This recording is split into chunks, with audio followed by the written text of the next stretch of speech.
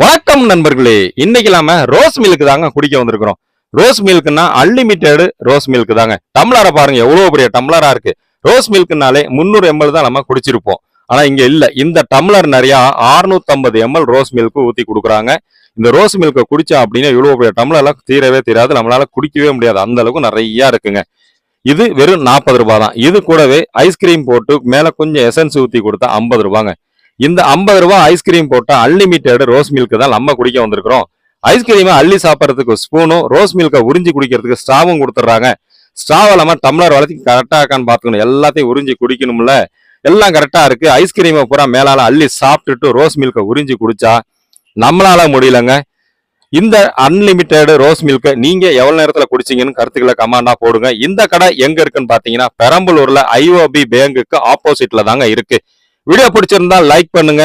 நன்றி, வணக்கம்.